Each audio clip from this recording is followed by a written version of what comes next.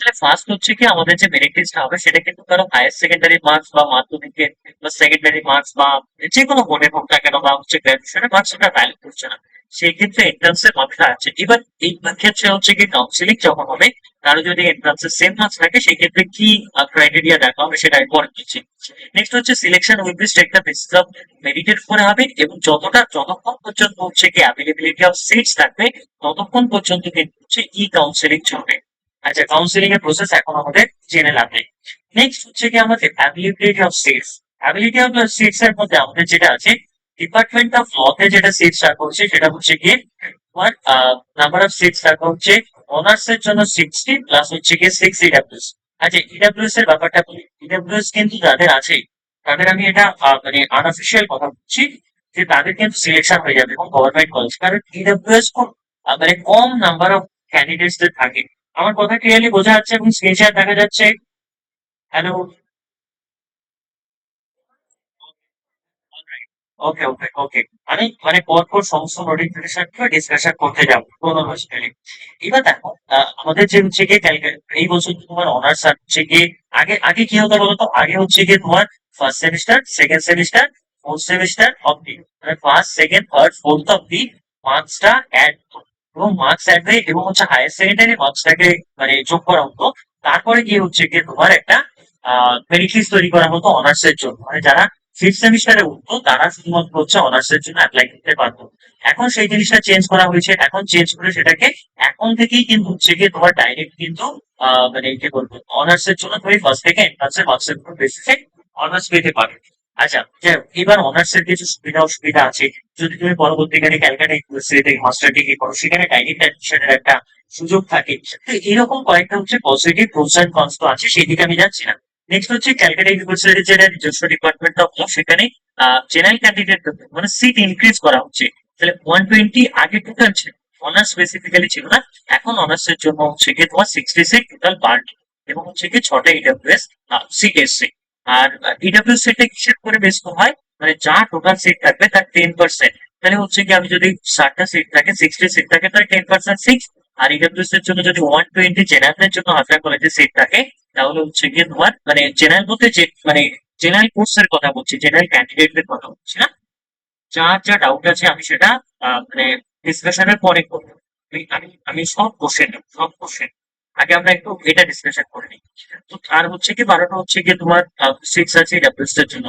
এরকম ভাবে তুমি দেখে নাও সুরেন্দ্রনাথ ল কলেজেরটা, যোগেশ চন্দ্র সাউথ ক্যালকাটা, এরকম ভাবে তুমি দেখে নাও। এটা আমি আর ডিসকাশন করছি না, এগুলো টাইম ওয়েস্ট হবে। তো কোন কোন কলেজে অনার্স আছে, শুধুমাত্র হচ্ছে কি গভর্নমেন্ট কলেজগুলোতে অনার্স আছে, প্রাইভেট কলেজে কিন্তু অনার্স এই মুহূর্তে কোনো প্রবলেম নেই। আচ্ছা, যারা ধরো প্রাইভেট ল কলেজে অ্যাডমিশন নেবে বা প্রাইভেট ল কলেজ পাবে তাদের জন্য কি হবে, তাদের কিন্তু হচ্ছে গিয়ে ফোর্থ সেমিস্টারে মোস্ট প্রবলি এখন আর সেটা হয়তো রাখবে না, এখন জেনারেল কোর্সে করবে। আগে যেটা হতো, প্রাইভেট কলেজ থেকেও কিন্তু হচ্ছে গিয়ে স্টুডেন্টরা অ্যাপ্লাই করতে পারতো অনার্স এর জন্য যদি তাদের মার্কস ভালো থাকতো। ফার্স্ট থেকে ফোর্থ সেমিস্টার অব্দি হায়ার সেকেন্ডারিতে মার্কস ভালো থাকতো, যদি তাদের মেরিট লিস্টে নাম আসতো, তারা প্রাইভেট কলেজ থেকে গভর্নমেন্ট কলেজে ট্রান্সফার করতে পারতো। এই একটা প্রসেস ছিল। Yeah, next বলছে application will be received, but admission will be done subject to ability visible intent. তো অ্যাপ্লিকেশন যত খুশি নেওয়া যেতে পারে, কিন্তু অ্যাডমিশনটা হবে হচ্ছে বিসিসিআই এর যে অফিসিয়াল যে সিট ক্যাপাসিটি আছে তার উপরে বেস করে। এবার নেক্সট আমাদের কি দিচ্ছে, নেক্সট হচ্ছে কি এলিজিবিলিটি ক্রাইটেরিয়া রাখা হচ্ছে। এলিজিবিলিটি ক্রাইটেরিয়া প্রত্যেক বছর যেরকম রাখে সেরকম ভাবেই রাখা হচ্ছে, সেটা হচ্ছে কি 10+। আচ্ছা, 10+2 মানে কি? 10 মানে হচ্ছে কি তোমার সেকেন্ডারি, মানে হচ্ছে 11 এবং হচ্ছে কি 12। এবার 11 এবং 12 মানে হচ্ছে গিয়ে তোমাদেরটা হায়ার সেকেন্ডারি বা উচ্চ মাধ্যমিক বা হচ্ছে সিনিয়র সেকেন্ডারি, যেটা হচ্ছে গিয়ে তোমার সিবিএসসি বোর্ডে বলা হয়, সেটা তোমাদেরকে পাস করতে হবে। এইবার দেখো আমাদের পারফরমেন্স ইন্ডিয়া যেটা আছে, যারা হচ্ছে গিয়ে লিগাল এডুকেশনকে ইন্ডিয়াতে কন্ট্রোল করে, তারা কিন্তু হচ্ছে গিয়ে তোমার মানে যে সমস্ত ইউনিভার্সিটিতে ল এন্ট্রান্স এর মাধ্যমে অ্যাডমিশন হয়, অথবা তোমার হচ্ছে গিয়ে লিগাল এডুকেশনের ক্ষেত্রে ম্যাক্সিমাম জায়গাতে কোন রকম আপার এস্টিমেট রাখা হয়নি। তো সেই ক্ষেত্রে হচ্ছে গিয়ে আমরা আমাদের কারো বয়স যদি 18 হয়, আমাদের কারো বয়স যদি 80 হয়, এর মাঝখানে থাকলেও কোনো সমস্যা নেই, বা তোমার আপ টু মানে যতই বয়স হোক না কেন কোনো রকম আপার এজ লিমিট নেই। তো সেই ক্ষেত্রে আমরা এটা কোনো রকম আমাদের সমস্যার কিছু নেই। নেক্সট হচ্ছে কি marks obtain in 10+2 level examination from the board recognized by the university of Calcutta. এবং হচ্ছে গিয়ে তোমার এখানে অ্যাপ্লাই এর জন্য তোমার যে মার্কসটা দেখা হবে, যে মানে বলে দিচ্ছে কত পার্সেন্ট মার্কস লাগবে, সেটা কিন্তু হচ্ছে গিয়ে তোমার ক্যালকাটা ইউনিভার্সিটি রেকগনাইজ করছে বা হচ্ছে ডিফারেন্ট যে আছে, ধরো ফর এক্সাম্পল তুমি কেউ সিবিএসসি থাকতে পারে, আইএসসি থাকতে পারে, ডিফারেন্ট বোর্ডের যারা আছে তাদের থেকে কিন্তু অ্যালাউ করা হবে। নেক্সট হচ্ছে কি, এবার মার্কস এর একটা ক্রাইটেরিয়া থাকে। তোমরা যারা জেনারেল ক্যান্ডিডেট প্রত্যেকে, এবার এখানে না কোথাও আমি এখনো 33% রিজার্ভেশনটা যেটা গভর্নমেন্ট থেকে করা হয়েছে সেটা এখনো দেখতে পাচ্ছি না। যদি থাকে আমি ডিসকাশন করে দেবো। এবার দেখো নেক্সট হচ্ছে কি, আমাদের যে জেনারেল ক্যান্ডিডেট যারা আছে, তোমরা যারা জেনারেল ক্যান্ডিডেট তাদের কিন্তু 45% মিনিমাম মার্কস দরকার, নাম্বার ওয়ান। এবং হচ্ছে কি কি লিখেছে, 45% ইন বেস্ট ফোর সাবজেক্ট। আচ্ছা, এখানে কিন্তু একটা জিনিস মাথায় রাখবে, তোমাদের হয়তো হায়ার সেকেন্ডারিতে বা সিনিয়র সেকেন্ডারিতে 5টা সাবজেক্ট থাকতে পারে, কারো 6টা সাবজেক্ট থাকতে পারে। যাই থাকুক, নাম্বার অফ সাবজেক্ট 5 হোক বা 6 হোক, যাই হোক না কেন, সেখানে তোমাদের যে বেস্ট ফোর সাবজেক্ট, আচ্ছা এই বেস্ট ফোর সাবজেক্টের মধ্যে কিন্তু ইংলিশটা ম্যাটার। আমাদের বেস্ট ফোর সাবজেক্টের মধ্যে কিন্তু ইংলিশটা ইনক্লুড থাকবে। ইংলিশ এবং হচ্ছে আরো যে 3টে বেস্ট ফোর সাবজেক্ট আছে সেগুলোর ক্ষেত্রে আমরা দেখা হবে 45% মার্কস তোমার আছে কিনা। যদি বেস্ট ফোর সাবজেক্টে তোমার 45% মার্কস থাকে, মানে এরকম নয় তোমাকে সব সাবজেক্টে 45% মার্কস থাকতে হবে, অথবা এরকম নয় যে তোমাকে ওভারঅল 45%, না, শুধুমাত্র বেস্ট ফোর সাবজেক্টে 45% মার্কস থাকলে জেনারেল ক্যান্ডিডেট হলে তুমি eligible, number one. Number two হচ্ছে গিয়ে তোমার কেউ মাইক্রোফোন এখন অফ রাখবে না, আমি প্রত্যেকের কোশ্চেনের আনসার দেবো, প্রত্যেকের কোশ্চেন আনসার দেবো, কাইন্ডলি কেউ ভিডিও অন করবে না। যদি আমাদের ব্যাচের কেউ থাকো তাহলে আমি তাদেরকে এটা রিকোয়েস্ট করবো, তোমরা একটু দেখবে যে কেউ যদি ভিডিও অন করে আমাকে একটু ইনফর্ম করবে কাইন্ডলি। আচ্ছা দেখ, নেক্সট হচ্ছে গিয়ে চুনামারি এসসি অথবা এসটি ক্যান্ডিডেট যারা আছে, বা অথবা যারা হচ্ছে গিয়ে ডিফারেন্টলি অ্যাবেল্ড আছে, মানে ডিএ ক্যান্ডিডেট বা পিডব্লিউডি ক্যান্ডিডেট, তাদের হচ্ছে গিয়ে 40% যদি মার্কস থাকে এসসি এসটি ক্যান্ডিডেট জন্য বা হ্যান্ডিক্যাপ ক্যান্ডিডেটের জন্য, তাহলে হচ্ছে গিয়ে তারা এলিজিবল আছে, নাম্বার ওয়ান। এবং সেম ভাবে বেস্ট অফ সাবজেক্ট এবং ওবিসি যারা ক্যান্ডিডেট আছে, ওবিসি এবং হচ্ছে মানে আদার ব্যাকওয়ার্ড ক্লাস এবং হচ্ছে ইডব্লিউএস। এখন ওবিসি নিয়ে না একটা কনফিউশন তৈরি হতে পারে, গভর্নমেন্ট অফ ওয়েস্ট বেঙ্গল থেকে একটা ওবিসি লিস্ট দেওয়া হচ্ছে, সেখানে মোস্ট প্রবাবলি 50+ মানে হচ্ছে গিয়ে তোমার সারনেম আছে বা লোকেদের নাম আছে, তারাই শুধুমাত্র হচ্ছে গিয়ে এলিজিবল ওবিসি হবে। এর বাইরে যদি কারো ওবিসি সার্টিফিকেট থাকে সেটা কিন্তু মানে তোমাকে দেখা হবে না, বা সেটার বেসিসে তোমার অ্যাডমিশন কমপ্লিট হবে না। যদি তুমি কাউন্সিলিং এ চান্স পাও সেই বেসিসে তোমার কিন্তু ফিজিক্যাল ভেরিফিকেশন হবে, সেই সার্টিফিকেটে কোনো রকম ভ্যালু দেওয়া হবে না, তোমার অ্যাডমিশনটা ক্যান্সেল হয়ে যেতে পারে। তো সেই ক্ষেত্রে তোমরা সেই নোটিফিকেশনটা একবার দেখে নেবে, ফিগার আউট করে নেবে, অথবা যদি কারো কাছে না থাকে আমাকে পার্সোনালি টেক্সট করবে, I will forward the notification you personally. তো এইটা একটা গেল ওবিসি তে 40% মার্কস বা যারা ইডব্লিউএস ক্যান্ডিডেটস আছে। এবার দেখো নেক্সট হচ্ছে গিয়ে তোমার কি লিখেছে যে ক্যান্ডিডেট হু পাস ফ্রম 10+2, মানে হচ্ছে কোন, দেখো যারা তোমরা হচ্ছে গিয়ে এখন দরকার নেই, ফর্ম ফিল আপ করার সময় দরকার নেই, এটা কখন দরকার হবে, যখন তোমাদের কাউন্সিলিং হবে বা ফিজিক্যাল ভেরিফিকেশন হবে।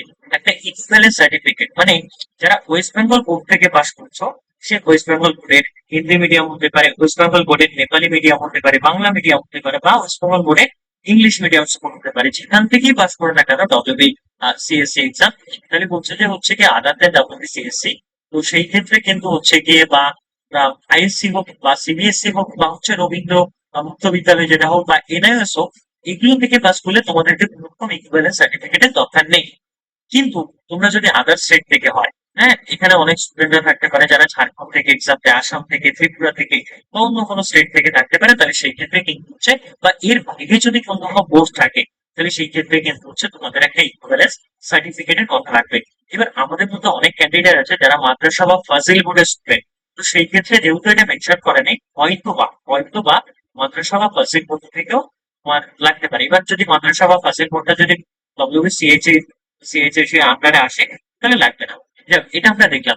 এবং ইকুইভ্যালেন্স সার্টিফিকেটটা কিন্তু ক্যালকাটা ইউনিভার্সিটি যে রেজিস্ট্রেশন, এটা এই মুহূর্তে ফর্ম ফিল আপ করার সময় লাগছে না, এটা কখন লাগছে, যখন ফিজিক্যাল ভেরিফিকেশন হবে আফটার কাউন্সিলিং, তখন দরকার হবে। সেই ক্ষেত্রে ক্যালকাটা ইউনিভার্সিটি যে রেজিস্টার আছে বা রেজিস্টার্ড অফিস আছে সেখান থেকে ইস্যু করা হবে। তার জন্য তোমাকে এই ডকুমেন্টস গুলো দরকার হবে, একটা অ্যাপ্লিকেশন প্রসেস আছে। যাই হোক, নেক্সট হচ্ছে ফরেন স্টুডেন্ট। এখানে আগে আমি ধরে নিচ্ছি কেউ ফরেন স্টুডেন্ট নেই। যদি কেউ ফরেন স্টুডেন্ট থাকো, মানে হচ্ছে বিদেশি ন্যাশনাল থাকে, মানে এক্সেপ্ট ইন্ডিয়া, তাহলে সেই ক্ষেত্রে হচ্ছে কি আমাকে পার্সোনালি টেক্সট করে নেবে। নেক্সট হচ্ছে ফরেন ন্যাশনালিটি রিজার্ভেশন।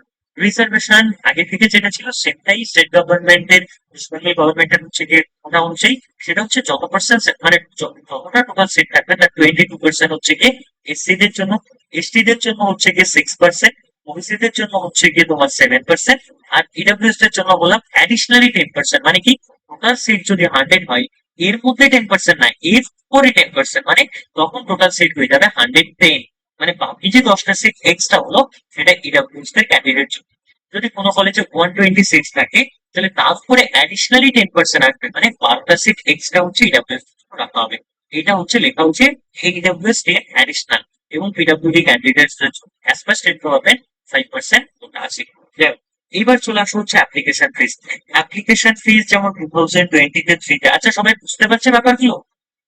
আমি একটু ডিটেলসে ডিসকাশন করছি, এটা কি ঠিক আছে নাকি?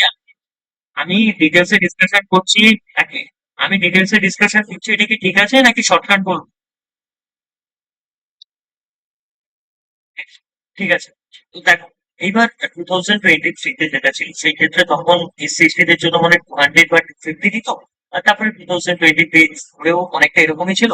2025-এ করেছিল কি 400, মনে হয় মোস্ট অফলি এসসি এসটি ক্যান্ডিডেট, জেনারেলদের জন্য 800। তার মানে এই ক্যালকাটায় আমাদের স্টেটের কতটা প্রোগ্রেস হচ্ছে বা মানুষের কতটা প্রোগ্রেস হচ্ছে বা দেশের কতটা প্রোগ্রেস দেখতে পাচ্ছেন। কিন্তু ক্যালকাটা ইউনিভার্সিটি ফিজের একটা প্রোগ্রেস করছে। কেন? কারণ হচ্ছে প্রত্যেক বছর ফিসটা ইনক্রিজ করছে। সেটা তুমি ইউনিভার্সিটি ফিস বলো, মানে কলেজগুলোর ফিস বলো, অথবা তুমি অ্যাপ্লিকেশন ফিস বলো, দুটোর ক্ষেত্রে আমি ক্রিটিসাইজ করছি না, বাট এটা সত্য মানতে হবে।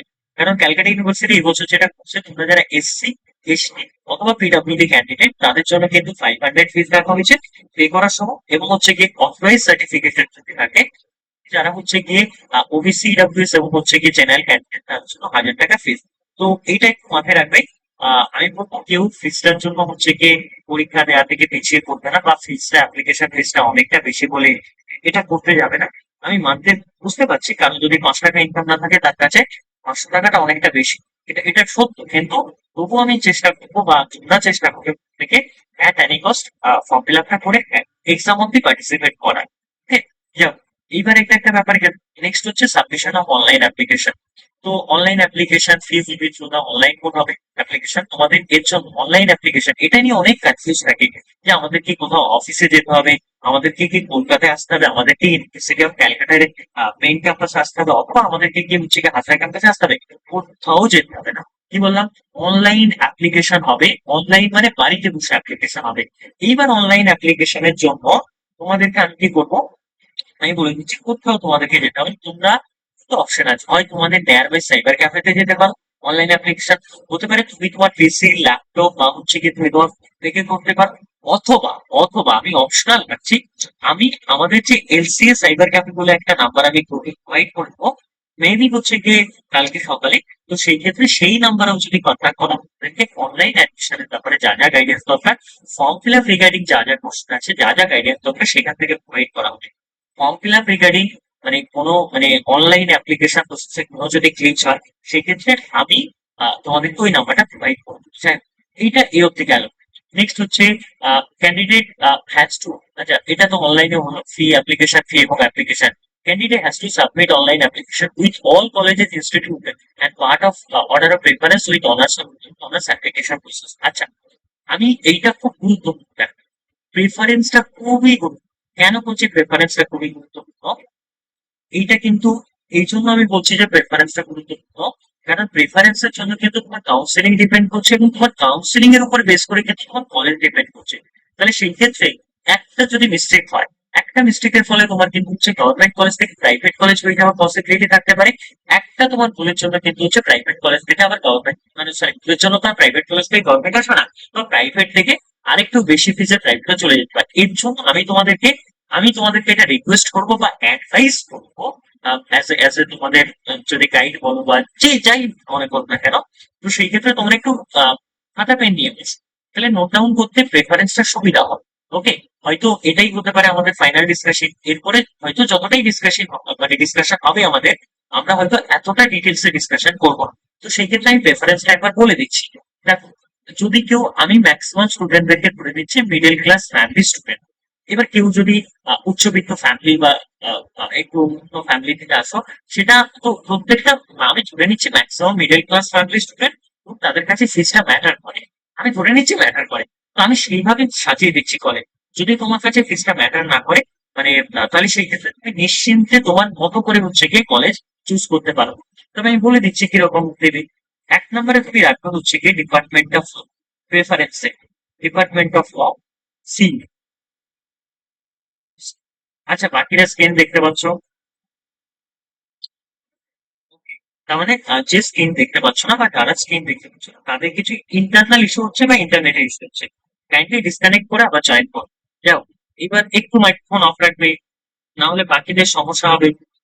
কাইন্ডলি মাইক্রোফোন অফ রাখবে, ভিডিও কল অফ রাখবে। এবার ফার্স্ট ফার্স্ট প্রেফারেন্স রাখবে ডিপার্টমেন্টটা, যদি ফিজিক্যাল করে বেস করে দেখো, এবং যদি তুমি রিভিউ, মানে একটা জিনিস মাথায় রাখবে, ক্যালকাটা ইউনিভার্সিটির কোনো কলেজ তোমাকে প্লেসমেন্ট দেবে না। যদি কেউ ক্যালকাটা ইউনিভার্সিটিতে অ্যাডমিশন নাও যে আমাকে 5 বছর পরে একটা 8-20 লাখ টাকার প্যাকেজ দিয়ে দেবে, 12 লাখ টাকার প্যাকেজ দিয়ে দেবে, এটা হচ্ছে গিয়ে তোমার কাছে একটা মানে প্যারাডাইস ছাড়া আর কিছু না। বা এটা বলবো একটা হচ্ছে গিয়ে তোমার মানে একটা একটা দিবাস কথা, তো সেই ক্ষেত্রে এগুলো হবে না। যদি কারো প্লেসমেন্ট নেওয়ার ইচ্ছে থাকে তারা ক্ল্যাট এক্সাম দেবে, আমি ক্ল্যাটটা প্রেফার করবো। সেখানে মোটামুটি তোমার 5 বছরে বিএলএবি করতে গেলে 8 থেকে 20 লাখ টাকা খরচা হবে। যদি কারো অ্যাবিলিটি থাকে আমি ক্ল্যাটটা প্রেফার করি, মানে প্যাকেজও সেরকম হবে, একটু তোমার পয়সাও খরচা হবে। এবার চলে আসো ক্যালকাটা ইউনিভার্সিটির মানে ফিজের দিকটা যদি দেখি, তাহলে ডিপার্টমেন্ট মোটামুটি আমি বলবো এটা ক্যালকাটা ইউনিভার্সিটির মেইন ক্যাম্পাস, এবং এখানে খরচটা ভালো হয়। এর ডিটেলসটা মানে লোকেশন থেকে শুরু করে এক্সাক্ট ফি স্ট্রাকচার সেটা আমি পরে ডিসকাশন করছি। 2 নম্বর প্রেফারেন্সে রাখবো হচ্ছে আমার মতে যদি শোনো, তাহলে সেই ক্ষেত্রে আমি বলবো হচ্ছে 24 চন্দ্র চৌধুরী ল কলেজ, জেসিসি এর। 3 নম্বরে আমার কথা যদি শোনো, তাহলে সেই ক্ষেত্রে তোমরা ফিজের যদি দিক থেকে দেখো, সাউথ ক্যালকাটাতে রাখবে।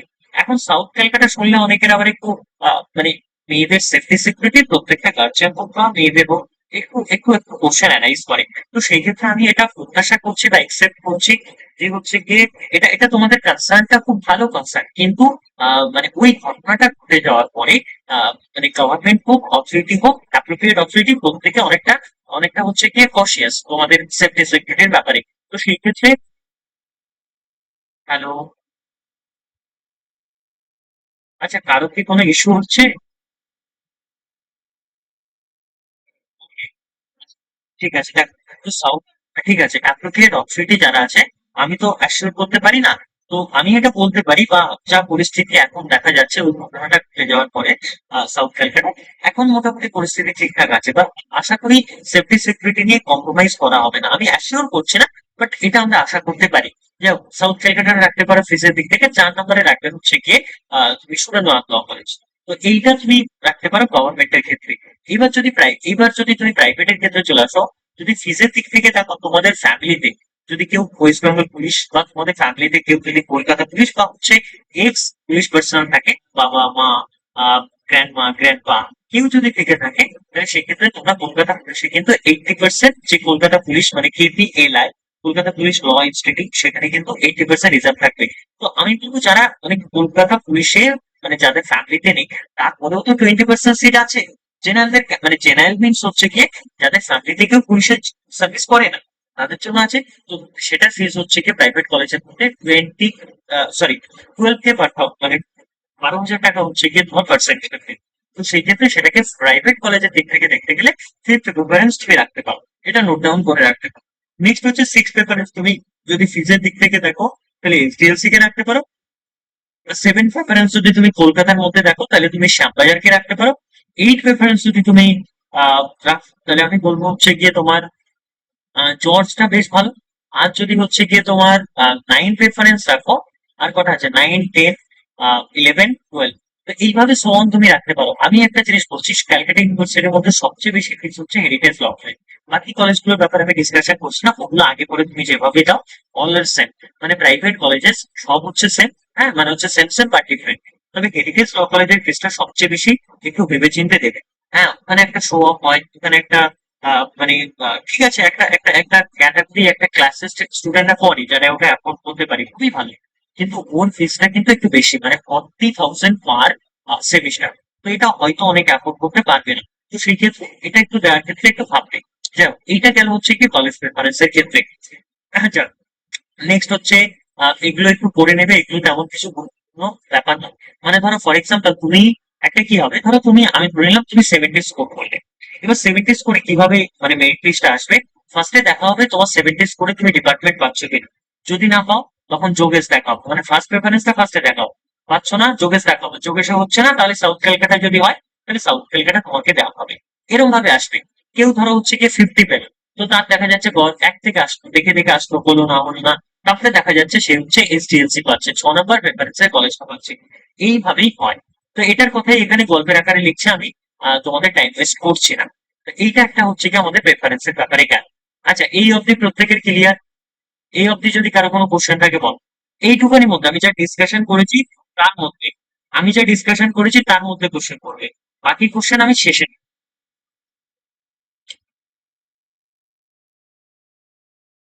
14টা প্রেফারেন্স দিতে পারবে। 14টা ল কলেজ আছে, 14টা প্রেফারেন্স দিতে পারবে। আরেকটা জিনিস ক্লারিফাই করে দিচ্ছি, 14টা ল কলেজের জন্য কোনো সেপারেট ফর্ম ফিল আপ করতে হবে না। 14টা ল কলেজের জন্য ক্যালকাটা ইউনিভার্সিটির নিজস্ব ওয়েবসাইট থেকে একটা সিঙ্গেল মানে হচ্ছে ফর্ম ফিল আপ করতে হবে। আর সেই ফর্ম ফিল আপের মধ্যে তুমি 14টা ল কলেজের প্রেফারেন্স দিবে। বুঝতে পারলে? ওকে। এবার আমি ওগুলো পরে ডিসকাশন করবো, ওগুলো এর মধ্যে আসবে। আচ্ছা, এইবার দেখো 14টা ল কলেজের ব্যাপারটা আমি বলি। এইবার দেখো, এইবার এগুলোর মধ্যে আর কারো কোনো ডাউট আছে? Anyone else? যা বুঝিয়েছি তার মধ্যে বা যা ডিসকাশন হয়েছে আমার। ওকে, অলরাইট। এইবার এন্ট্রান্সের ব্যাপারে চলে আসবো। এন্ট্রান্সের কয়েকটা জিনিস দেখ। ডেট অফ এন্ট্রান্স আমি একটা টেন্টেটিভলি ডিসকাশন করছি। ডেট অফ এন্ট্রান্স তাও তোমরা ধরে নাও, এটা টেন্টেটিভলিও যদি আমরা ডিসকাশন করি, সেটা কবে হতে পারে? তোমাদের ফর্ম ফিল আপ হচ্ছে গিয়ে তোমার, ফর্ম ফিল আপের লাস্ট ডেট আমি 25 জুলাই দেখলাম। তাহলে সেই ক্ষেত্রে আরো 10 দিন ধরে নাও। মানে তুমি ধরে নাও end of first week of August, মানে অগস্টের তুমি 5 তারিখ থেকে ধরে নাও 15 এর মধ্যে এক্সাম হয়ে যাওয়ার পসিবিলিটি সবচেয়ে বেশি। হয়ে যাওয়ার পসিবিলিটি আছে। এবার এটা 15 টু 20 তো হতে পারে। তবে ধরে নাও হচ্ছে কি ফার্স্ট এবং সেকেন্ড উইকের মধ্যে হয়ে যাওয়ার পসিবিলিটি সবচেয়ে বেশি। তবে ওটা ওরা নোটিফাই করে দেবে অ্যাডমিশন সেকেন্ড, টাইমও নোটিফাই করে দেবে। মানে টাইম মিনস এখানে কি বলা হচ্ছে বলতো, ডিউরেশন বলা হচ্ছে না। আমি যতদূর আমার মনে হচ্ছে সেই ক্ষেত্রে হচ্ছে গিয়ে তোমাদের 12টা থেকে, যদি কারো লাস্ট ইয়ারে যারা এক্সাম দিয়েছে আমি ঠিক ভুলে গেছি, 12টা থেকে 2টো অবধি থাকতে পারে। साथ ही এখানে ক্লাস আছে, साथ ही সেটা সেটা आपका लास्ट ईयर का एग्जाम का टाइम कितना से कितना बजे तक था? लास्ट। আচ্ছা, তার মানে হচ্ছে কি তোমার যদি 2 ঘন্টা সময় থাকে তাহলে সেক্ষেত্রে কিন্তু হচ্ছে কি তোমাদের 12টা থেকে 2টো অব্দি হচ্ছে কি তোমার টাইম থাকবে। তো এইটা একটা মাথায় রেখে। আরেকটা হচ্ছে ডিউরেশন। ডিউরেশনটা 2 আওয়ার্স থাকবে। হ্যাঁ। ফুল মার্কস থাকবে হচ্ছে কি 100। এইবার এই বছর থেকে ফার্স্ট টাইম কি বললাম, এই বছর থেকে ফার্স্ট টাইম যেটা করা হচ্ছে সেটা হচ্ছে নেগেটিভ মার্কিং।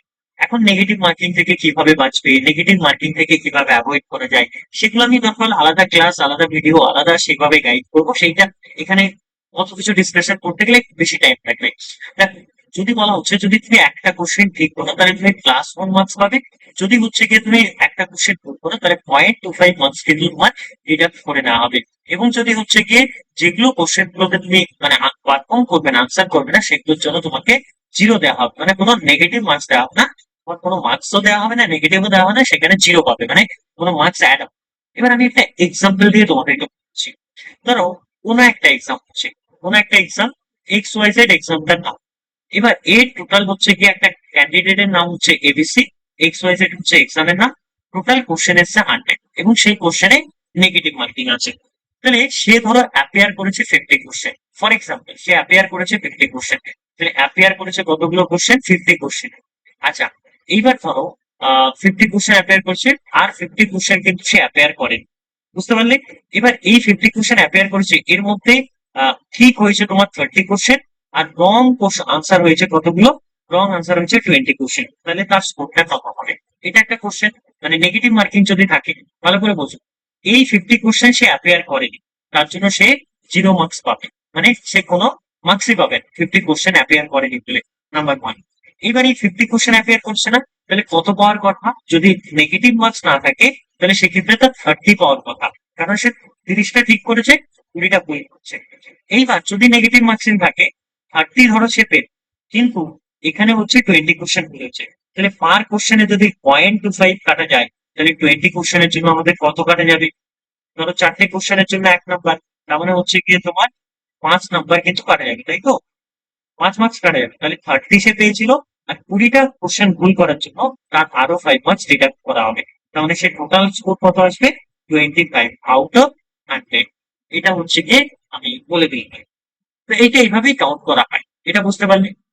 নেক্সট হচ্ছে এক্সামটা সিবিটি মোডে হবে, এটা তো বললাম। এবার ভেন্যু, এক্সামের ভেন্যুটা খুব গুরুত্বপূর্ণ। অনেকের বাড়ি নর্থ বেঙ্গল, অনেকের বাড়ি আউট অফ কলকাতা, অনেকের বাড়ি হয়তো অন্যান্য কোনো ডিস্ট্রিক্টে। তো সেই ক্ষেত্রে এদের একটা অনেকটা সমস্যা হয়। তবে আমি মেজরলি বলছি, যাদের বাড়ি, ম্যাক্সিমাম স্টুডেন্টদের সিট করবে হচ্ছে টিসিএস গীতবিতান, যদি লাস্ট ইয়ারকে ফলো করা হয়। তাই অ্যাড্রেস সেক্টর 5, সল্টলেক সেক্টর 5। অনেক স্টুডেন্টরা এসএসসির এক্সাম বা সেন্ট্রাল গভর্নমেন্টের কিছু এক্সাম অ্যাপিয়ার করেছে অলরেডি, তারা হয়তো জানবে এটা। এটা একটা গেল, ম্যাক্সিমাম সিট ক্যাপাসিটি ওখানে থাকে ম্যাক্সিমাম স্টুডেন্টের। অল্টারনেটিভ হিসাবে যারা হচ্ছে নর্থ থেকে আসবে, আচ্ছা নর্থ থেকে নর্থ বেঙ্গল বলছি না, যারা ধরো ফর এক্সাম্পল আমি বলে দিচ্ছি তাও, যারা হচ্ছে নর্থ 24 পরগনা থেকে আসবে, নর্থ 24 পরগনা, তাদের ক্ষেত্রে ম্যাক্সিমামলি তুমি ধরে নিতে পারো মধ্যম গ্রামে সিট করার একটা প্রবাবিলিটি থাকে, একটা প্রবাবিলিটি থাকে। যারা সাউথ 24 পরগনা থেকে আসবে, মানে সাউথ থেকে, তাদের ক্ষেত্রে হচ্ছে মানে একটা ম্যাক্সিমাম প্রবাবিলিটি আমাদের বারুইপুরে পড়তে পারে, এটা একটা হতে পারে। আর যারা কলকাতা থেকে আছে বা কলকাতা সারাউন্ডিং যাদের আছে, এক্সাম সেন্টার গুলো কিন্তু কলকাতা সারাউন্ডিংস হবে, কলকাতা এবং তার আশেপাশের এলাকা, প্রপার কলকাতা নেই, কলকাতা এবং তার আশেপাশের এলাকা। তাহলে কলকাতাতে তোমার যারা আছে তাদের ক্ষেত্রে টিসিএস টা করতে পারে। আরেকটা হচ্ছে বজবজে একটা এক্সাম সেন্টার আছে, সেই বজবজের এক্সামটাও কিন্তু তোমাদের করতে পারে। এগুলো হচ্ছে কি ব্যাপার। আরেকটা জিনিস, সেটা নর্থ বেঙ্গল বা যাদের বর্ধমান সাইডে বাড়ি, বা যাদের হচ্ছে গিয়ে কল্যাণীর দিকে বাড়ি, কল্যাণীতে একটা টিসিএস এর সেন্টার আছে, সেখানেও পড়তে পারে। এইবার এটা আমি বলে দিয়েছি মানে এটাই ফিক্সড এরকম কোনো ব্যাপার নেই, সেটা তোমাদের যতক্ষণ না পর্যন্ত হল টিকিট ডাউন হচ্ছে। এখন একটা সমস্যা হয়ে গেছে, হল টিকিট মানে কি? হল টিকিট মানে আর কিছুই নয়, যেটাকে তোমরা হল টিকিট বলছো, সেটাকে বলা হয় হচ্ছে কি অ্যাডমিট কার্ড। অ্যাডমিট কার্ডটা কি? আমাদের ক্যালকাটা ইউনিভার্সিটিতে হল টিকিট বলা হয়। যেমন হচ্ছে গিয়ে তোমার ওই কি বলে, ব্রিটিশরা বলে লিফট, আর আমেরিকান ইংলিশে বলা হয় এলিভেটর। ওই রকম টাইপের আর কি। তো একজন বলে ফার্স্ট ফ্লোর, একজন বলে গ্রাউন্ড। বাকি এর মধ্যে ডিফারেন্সটা কিছু নেই। এবার নেক্সট হচ্ছে কি এমসিকিউ টাইপ তোমাদের কোশ্চেন হবে। হ্যাঁ, এমসিকিউ টাইপ কোশ্চেন হবে, মানে হচ্ছে মাল্টিপল চয়েস কোশ্চেন। এমসিকিউ তো প্রত্যেকে জানো, একটা কোশ্চেন থাকলো, তার এ, বি, সি, ডি 4টা অপশন থাকলো, এটাই হচ্ছে এমসিকিউ টাইপ কোশ্চেন। আচ্ছা, অ্যাডমিট কার্ড ডাউনলোড এটা কবে হবে এটা জানিয়ে দেওয়া হবে। নেক্সট হচ্ছে entrance test mandatory for all candidate. আচ্ছা, কেউ এরপরে কোশ্চেন করবে না যে হচ্ছে গিয়ে স্যার বা দাদা, আমি যদি 24-এ অ্যাডমিশন নিতে চাই, আমার কি মাধ্যমিক উচ্চ মাধ্যমিকের মার্কস, আমি যদি এই কলেজে অ্যাডমিশন না, প্রত্যেকটা ক্যালকাটা ইউনিভার্সিটির আন্ডারে অ্যাফিলিয়েটেড ল কলেজের সংখ্যা কত? 14। এই 14 ল কলেজে অ্যাডমিশনের জন্য প্রত্যেকটা ল কলেজে, হ্যাঁ, যেটাতেই তুমি অ্যাডমিশন নিতে চাও, তোমাকে এন্ট্রান্সে অ্যাপিয়ার করা mandatory. If any applicants fail to appear in entrance, যদি তোমরা কেউ এন্ট্রান্সে অ্যাপিয়ার করতে ফেল করো বা এসে অ্যাটেন্ড না করতে পারো, his or her candidate will be treated as cancel. তাকে ধরে নেওয়া হবে ক্যান্ডিডেটচার যে হচ্ছে কি ক্যান্সেল, মানে তার অ্যাডমিশন ক্যান্সেল। নেক্সট হচ্ছে পাবলিকেশন অফ এন্ট্রান্স, এগুলো পরবর্তীকালে জানিয়ে দেওয়া হবে। এইবার নেক্সট যেটা রাখা হচ্ছে, লাস্ট ইয়ারের মধ্যে কিন্তু সিলেবাসটাকে রাখা হয়েছে, তেমন একটা হিউজ চেঞ্জ করা হয়নি। কি রাখা হয়েছে? সেটা হচ্ছে সিলেবাসের ক্ষেত্রে ইংলিশ রাখা হয়েছে নাম্বার 1। এবার সেকেন্ড, ইংলিশের ক্ষেত্রে কি? ইংলিশের ক্ষেত্রে স্পেশালি হচ্ছে কি আমাদেরকে গ্রামার এন্ড হচ্ছে কি ভোকাবুলারি পড়তে হবে, নাম্বার 2 তে যেটা রাখা হয়েছে জিকে। জিকের ক্ষেত্রে আমরা যেটা পড়বো সেটা হচ্ছে স্ট্যাটিক জিকে পড়বো, আমরা হচ্ছে গিয়ে জেনারেল সায়েন্স পড়বো, আমরা হচ্ছে গিয়ে জেনারেল আর্টস পড়বো, আমরা আর কি পড়বো জিকের ক্ষেত্রে? আর জিকের ক্ষেত্রে কিছু মধ্যে এনভায়রনমেন্ট আমি পড়তে বলবো, এর বাইরে আর কিছু তেমন একটা দেখার দরকার নেই। নেক্সট হচ্ছে গিয়ে তোমার কারেন্ট অ্যাফেয়ার্সটা আমি এটা প্রেফার করবো 1 বছরের, যদি পসিবল না হয় লাস্ট 1 বছরে, জানুয়ারি 2026 থেকে, মানে জানুয়ারি 2026 থেকে টিল এক্সাম যা কারেন্ট অ্যাফেয়ার্স আছে সেগুলো তোমাদেরকে কভার করতে হবে। এবার নেক্সট হচ্ছে রিজনিং। 10th লেভেলের যা রিজনিং হয় সেটা তোমরা পড়তে হবে। ম্যাথস, হ্যাঁ, যেটা 10th লেভেলের হয় সেটা, হ্যাঁ। আবার কেউ ম্যাথ আর ম্যাথস বলে আলাদা কিছু না, ম্যাথ এবং হচ্ছে ম্যাথস দুটো একই জিনিস।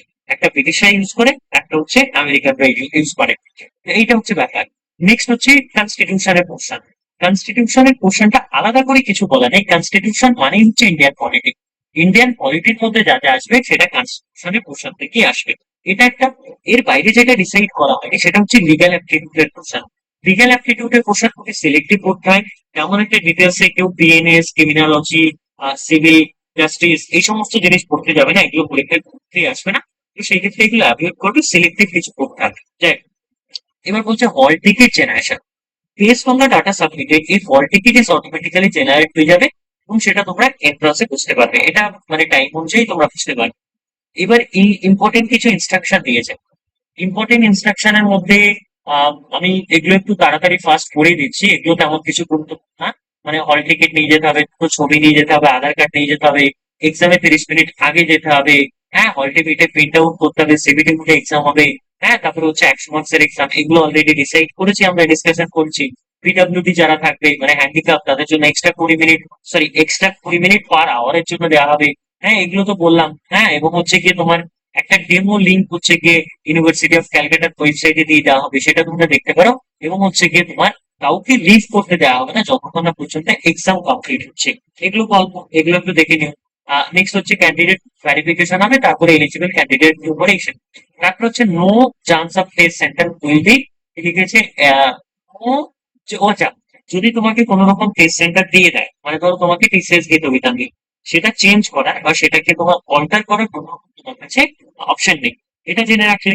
নেক্সট হচ্ছে criteria for preparation of merit list.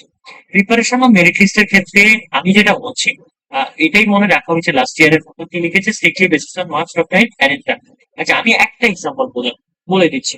একটা এক্সাম্পল কি, ধরো ফর এক্সাম্পল ধরো তুমি 70 পেলে। এবার তুমি তো একা 70 পাবে না আউট অফ 100-এ, তোমার মতো আরো 100 স্টুডেন্ট হয়তো 70 পেতে পারে, 90 স্টুডেন্ট পেতে পারে, বা মোর দেন 100ও পেতে পারে। এবার তাদের সাথে কম্পেয়ারটা কি করে হবে, যে কে কত ক্যাটরিনা টাইপের মধ্যে সুন্দর দেখতে, কে কত দীপিকা পাদুকোনের মধ্যে দেখতে, বা কে রণ দেখতে, তার উপরে বেস করে তো হবে না। তাহলে কিসের উপরে বেস করা হবে, কারো ফেস দেখা হবে না, কারো আলফাবেটিক্যাল অর্ডার দেখা হবে না, নামে এগুলো দেখা হবে না। তাহলে কি হবে, ফার্স্টে ধরো আমি ধরে নিলাম 10টা ক্যান্ডিডেট হচ্ছে কি 70 পেয়েছে, তাহলে তাদের টাই ব্রেকিং হচ্ছে, তাহলে কাকে আগে দেবে কাকে পরে দেবে, তাদের মধ্যে দেখা হবে কার হায়ার সেকেন্ডারিতে মানে বেস্ট 4 সাবজেক্টের মার্কস বেশি। তাহলে বেস্ট 4 সাবজেক্টের যার হায়ার সেকেন্ডারিতে মার্কস বেশি, তাকে ফার্স্ট প্রায়োরিটি দেওয়া হবে। এবার দেখা যাচ্ছে যে দুটো ক্যান্ডিডেট আছে যাদের 70 হচ্ছে এন্ট্রান্স স্কোর, আবার যাদের হায়ার সেকেন্ডারিতেও ধরো সেম থাকে কত, আমি ধরে নিলাম 300 তাহলে সেম, তাহলে তাদের ক্ষেত্রে কি দেখা হবে, যার মাধ্যমিকের হচ্ছে গিয়ে সেকেন্ডারি এডুকেশনে যার বেশি মার্কস থাকবে তাকে আগে দেওয়া হবে।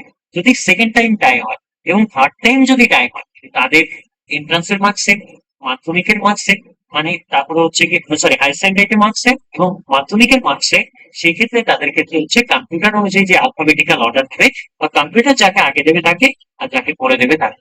তো এইটা রেয়ার অফ দ্য রেয়ার হয়, সেই ক্ষেত্রে এগুলো আমাদের দেখার দরকার নেই। তো এইটা গেল। এই যে এখানে তারপরে ফার্স্ট এসে, তারপরে সেকেন্ড যেটা হচ্ছে, তারপরে থার্ড প্রাইম বেকিং, এইগুলো দেখে তারপরে কিছু ইংলিশের স্কোর তার বেশি আছে এগুলো দেখা হবে, এগুলো একটু পড়ে নিও। নেক্সট হচ্ছে কাউন্সিলিং এর ম্যাথোডোলজি। সিটস যতগুলো থাকবে তার উপরে কাউন্সিলিং হবে, হচ্ছে অ্যাডমিশন হয়ে যাওয়ার পরে একটা হচ্ছে গিয়ে তোমাদের কি থাকবে, মানে কাউন্সিলিং শুরু হবে, এগুলো একটু দেখে নিও। নেক্সট হচ্ছে পাবলিকেশন অফ সিরিয়াল লিস্ট, প্রত্যেকটা ক্যান্ডিডেটের জন্য আলাদা আলাদা, তাদেরকে পিডিএফ ফাইল ডকুমেন্ট এগুলো আমি যাচ্ছি না, ভেরিফিকেশনের জন্য কি কি দরকার এগুলো আমি যাচ্ছি না। এইবার একটা জিনিস, এখানে সিট বুকের ব্যাপারটা একটু ডিসকাশন করতেই হবে। দেখো তোমাদের কিন্তু যারা চান্স পাবে তাদের গভর্নমেন্ট কলেজের জন্য সিট বুক করতে গেলে 2000 টাকা পে করতে হবে। মানে এটা হচ্ছে তোমাদের সেমিস্টার ফিজ এবং অ্যাডমিশন ফি এর বাইরে, excluding semester fees or admission ফিজ। হ্যাঁ তো এটার বাইরে। আর যারা প্রাইভেট ল কলেজে চান্স পাবে তাদেরকে কিন্তু এক্সট্রা 10% পে করতে হবে। তো এইটা একটু মাথায় একটু সেলফ ফাইন্যান্স মানে হচ্ছে প্রাইভেট ল কলেজ। আচ্ছা এবং রেসিডুয়াল মানে এটা, এই যে বাকি বাকি যে ফিসটা থাকবে, ধরো ফর এক্সাম্পল একটা কলেজের ফিস কত, একটা কলেজের আমি ধরে নিলাম অ্যাডমিশন ফিস হচ্ছে 20,000, সেমিস্টার ফিস হচ্ছে 30,000, তাহলে কত দাঁড়ালো 50,000। 10,000 সে সেলফ ফাইন্যান্স কলেজের জন্য অলরেডি পে করেছে, তাহলে বাকি কত 40,000 যেটা আছে সেটা হচ্ছে রেসিডুয়াল ফিস, মানে হচ্ছে অতিরিক্ত, মানে অতিরিক্ত বলবো না, রেসিডুয়াল বাংলাটা কি আছে আমার এই মনে হচ্ছে না, একটু দেখে নিন। নেক্সট হচ্ছে কি তোমার কি বলে টাইম অফ পেমেন্ট, এটা পুরোটাই অনলাইনে করতে হবে এবং কবে কি করতে হবে ব্যাপার। এবার ট্রান্সফার বা রিফান্ড, কেউ প্রাইভেট কলেজে অ্যাডমিশন নেওয়ার ক্ষেত্রে 10বার ভাববে, যদি তুমি বেয়ার না করতে পারো সেক্ষেত্রে অ্যাডমিশন না নেয়। কেন বলছি, কারণ পরবর্তীকালে এটা রিফান্ড হয়নি।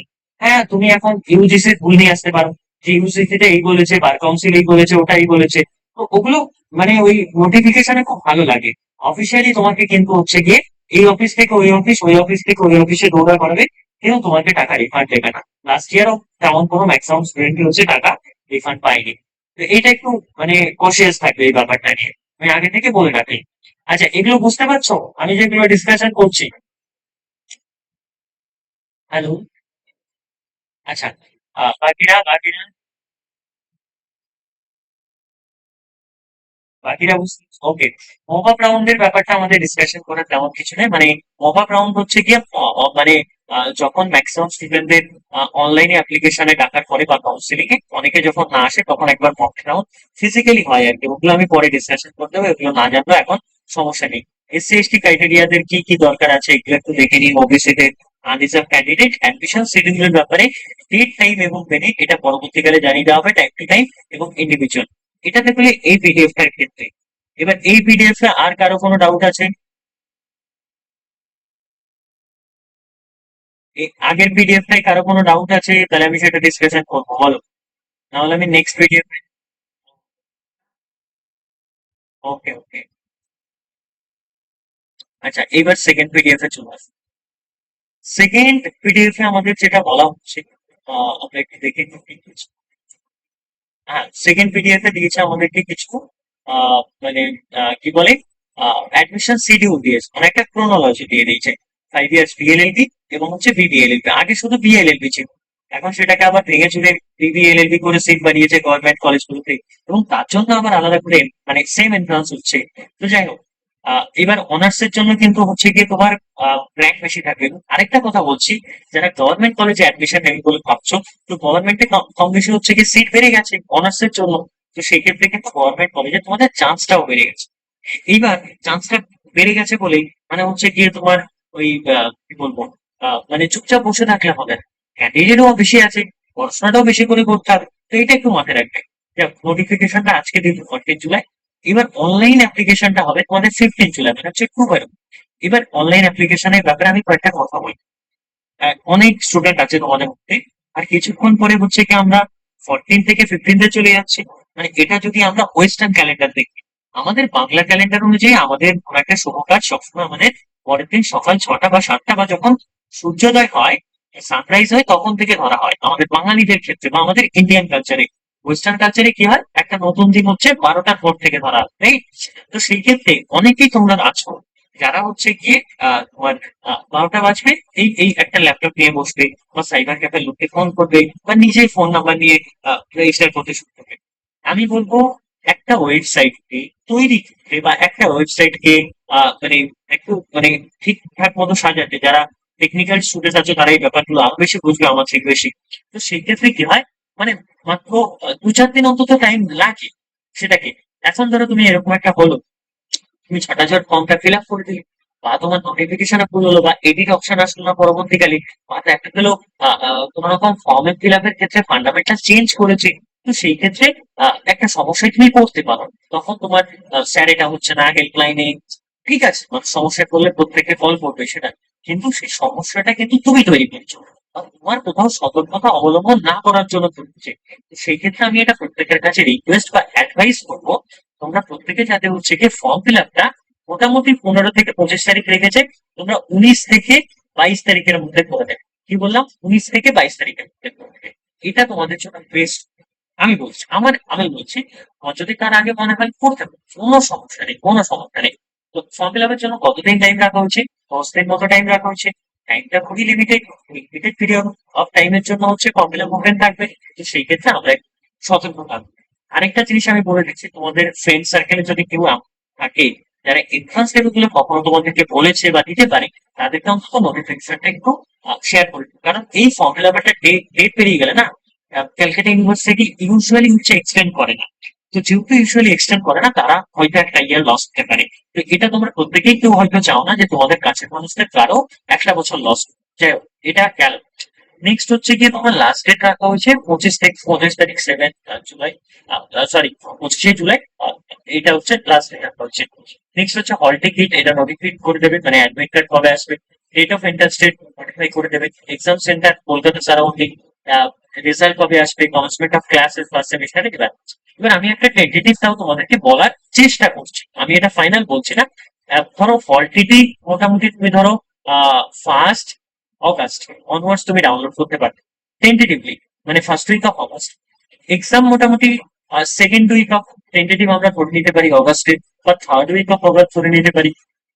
যাও, নেক্সট হচ্ছে এন্ট্রান্স হয়ে গেল, এবার হচ্ছে এন্ট্রান্সের রেজাল্ট। এন্ট্রান্সের result end of the August, month of August, end of the month of August. Next হচ্ছে কমেন্সমেন্ট অফ ক্লাসেস হচ্ছে কি, ওটা ধরে নাও second week of September, tentatively second week of September. পুজোর আগে 2 থেকে 3 সপ্তাহ ক্লাস হবে খুব জোর, তারপরে পুজোর ছুটি পড়বে, ফাইনাল ক্লাস মোটামুটি হচ্ছে end of the month of October থেকে হবে। তো অ্যাডমিশন প্রসেসটা পুজোর আগে কমপ্লিট। আচ্ছা, নেক্সট অ্যাক্টিভিটি, এগুলো তো কিছু বলার নেই, গল্প। আচ্ছা, নেক্সট হচ্ছে the schedule of admission subject to change হতে পারে, ডিমান্ড অফ দ্য সিচুয়েশনের উপরে, সার্কামস্টেন্সের উপরে, will be notified after the এটা জানিয়ে দেওয়া হবে। ক্যান্ডিডেটস আর রিকোয়েস্ট, প্রত্যেকটা ক্যান্ডিডেটস একটু অনুরোধ করা হচ্ছে to check the website regularly for any updates. তোমাদেরকে বলছে যে ওই ওয়েবসাইটটা একটু চেক করবে।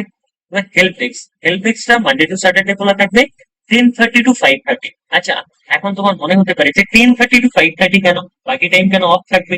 এটাকে বলা হয় অফিস আওয়ার্স, এটাকে বলা হয় বিজনেস আওয়ার্স। এইটা বিজনেস আওয়ার্সই শুধু খোলা থাকবে, এর বাইরে তো মানে তুমি যদি ওই অফিস সার্ভিস করতে, তুমি নিশ্চয়ই এর বাইরে ফোন রিসিভ করতে না। তো অফিস আওয়ার্স যতক্ষণ ততক্ষণই কল করবে, বাকি সময় যদি কল করো, মানে ধরো এখন যদি তুমি কল করো, তোমার একটা ইনফরমেশন জানার আছে, হেল্পলাইন, স্যার ফোন তো সুইচ অফ বলছে, উনি কেন আমার কল ধরছে না, তার মানে কি ওনারা হেল্পলাইন বন্ধ করে দিয়েছে? এই ধরনের হাইপোথেটিক্যাল কোশ্চেন করা বন্ধ করতে হবে। কারণ তুমি একটা জিনিস মাথায় রাখবে, তুমি হচ্ছে লয়ার বা হতে যাচ্ছ লয়ার, সেক্ষেত্রে তুমি লোকের প্রবলেম সলিউশনটা দেবে লোককে, এরকম যাতে না হয় তুমি নিজেই প্রবলেম ক্রিয়েট করে দিচ্ছ। তো এইটা থেকে একটু সতর্ক থাকবে। এটা একটা গেল। নেক্সট হচ্ছে ক্যালকাটা ইউনিভার্সিটির এই ওয়েবসাইট, সরি, ইমেল আইডি আছে, এটা তো তোমরা করতে পারো। এই একটা গেল। নেক্সট আমাদের এটাতে কারো কোনো ডাউট আছে এই অবধি?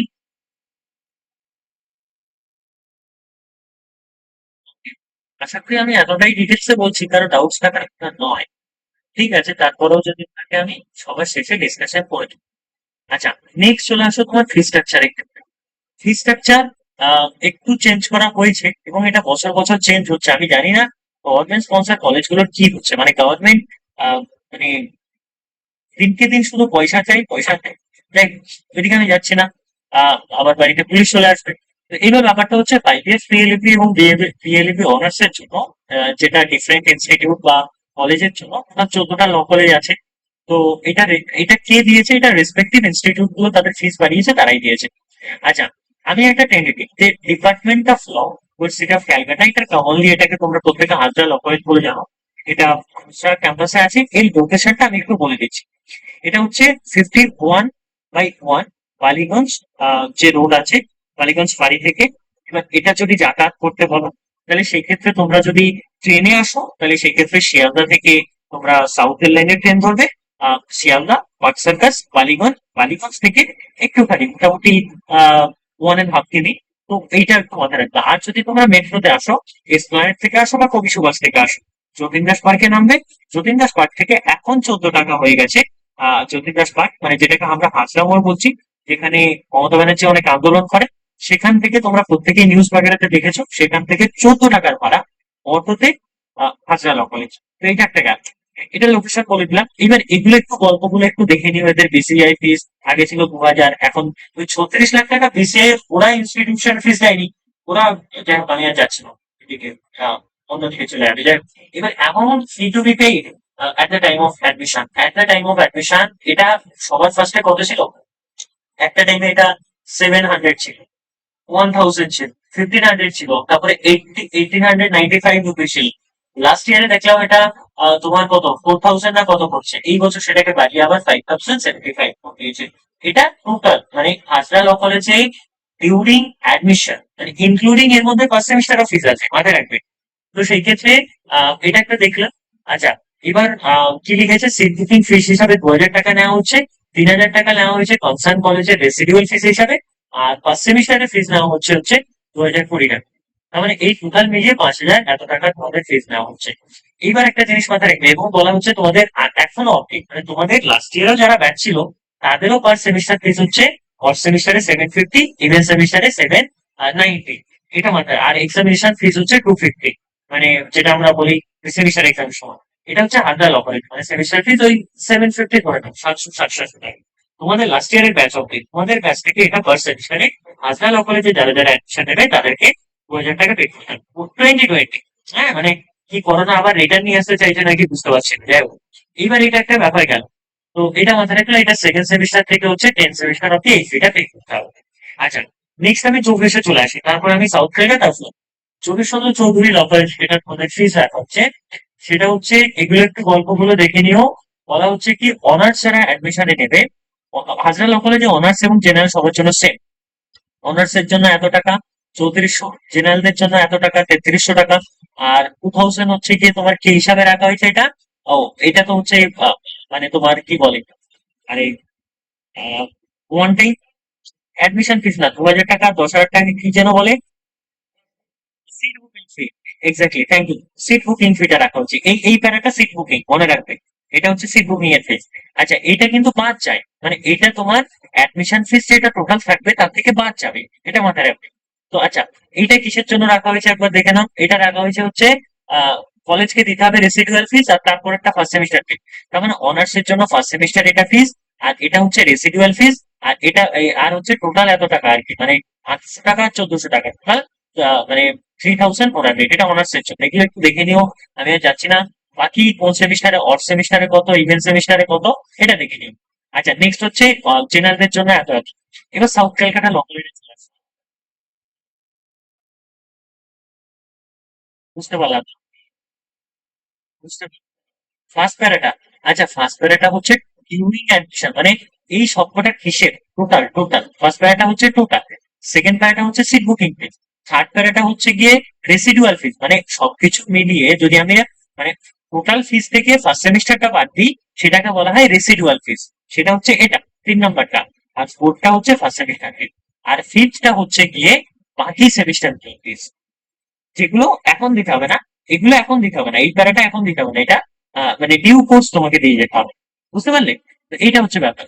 এবার সাউথ ক্যালকাটাতে যেটা অনার্স এর জন্য রাখা হয়েছে 14,000, 2,000 টাকা সেট বুকিং, 12,000, এগুলো একটু দেখে নিও, গল্প গল্প গল্প।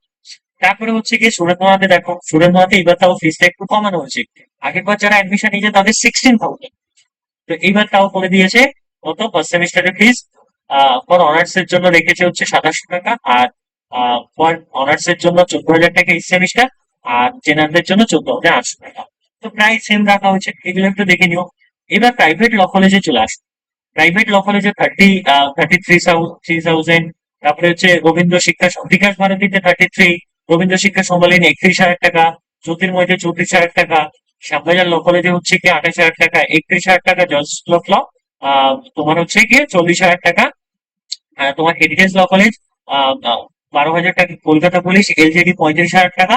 এবং হচ্ছে এগুলো সেমিস্টার ফিস বলছে, এবং 30,000 টাকা ইয়ার করে। আচ্ছা, এবার তোমরা যদি আমাকে পারমিশন দাও, আমি কি প্রত্যেকটা কলেজের ব্যাপারে দুটো একটা কমেন্ট করবো, পজিটিভ হোক বা নেগেটিভ। আচ্ছা, এতে হয়তো মানে বুঝতে সুবিধা হবে। আচ্ছা, যাই হোক, এইবার হচ্ছে হাজরা ল কলেজ। হাজরা ল কলেজের আমি এটা আহ, মানে ফার্স্ট প্রায়োরিটি দিতে পারবো, মানে সব দিক থেকে। কেন বলছি, হাজরা ল কলেজে তোমরা যারা পড়বে তাদের আমি বলে দিচ্ছি, তাও 80% গার্জিয়ান হাজরা ল কলেজে, মানে যে সমস্ত ক্যান্ডিডেটরা অ্যাডমিশন নেই তাদের 80% ফ্যামিলি মেম্বার্সরা হয় জাজ, না হয় বড় অ্যাডভোকেট, না হয় সলিসিটার, না হয় অ্যাটর্নি, না হয় লিগাল ফিল্ডে। তুমি এটা মিলিয়ে নিও, নাম্বার ওয়ান। এতে কি হয়, এতে কি হয়, তোমার আশেপাশে, এবার তোমার হয়তো এটা প্রশ্ন হতে পারে, আমার পাশে যদি একটা ডাক্তার থাকে তাহলে কি আমি ডাক্তার হয়ে যাবো? ব্যাপারটা ঠিক ওরকম না। ব্যাপারটা বলছি তখনই তোমার হেল্প হবে যখন তুমি ডাক্তারি পড়বে, তখন তোমার পাশে ডাক্তার ইকুয়ালি হবে। তুমি যখন অ্যাডভোকেসিতে আসবে বা তুমি লিটিগেশন আসবে, তুমি তো তোমার ফ্যামিলিতে যদি তুমি ফার্স্টে আসবে, তোমার ফ্রেন্ড সার্কেলে যদি কেউ এরকম থাকে, সেক্ষেত্রে এটা আমি ডিটেলসে যাচ্ছি না। একটা সার্টেন টাইমে তোমার কোথাও না কোথাও তার সাথে ভালো, তারাই তোমার ফ্রেন্ড সার্কেল, তোমার ব্যাচমেট, তোমরা তারা তোমাদের সাথে তাদের সাথে কন্ট্যাক্ট থাকবে, তোমার বন্ধুদের সাথে মানে পাস আউট হয়ে গেল, কোথাও না কোথাও একটা একটা না একটা জায়গাতে তুমি একটা হেল্প পাবে। বা মানে হাজরা ল কলেজের যে এনভায়রনমেন্ট, সেটা একটু লিগাল এনভায়রনমেন্ট মানে ধরতে পারো আর কি। আর হাজরা ল কলেজের ফিসটা অনেক কম, এটা একটা পজিটিভ দিক।